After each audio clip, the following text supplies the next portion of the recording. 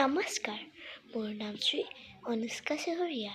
আজি মই এটি কবিতা আবৃত্তি কৰিবলৈ ওলাইছোঁ। কবিতাটিৰ শিৰোনাম বিহু আদৰণি। আহক আমি কবিতাটি আবৃত্তি কৰোঁ।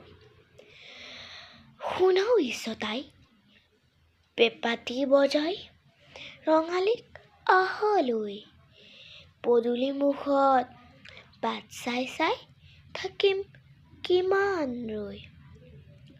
আনিলোঁ জেতুকা, আনিলোঁ থেৰেজু, আনিলোঁ বৰহম থুৰি, মাখিয়তী পাতে তৰাৰ পঘাৰে আওলা পেলালোঁ জুৰি।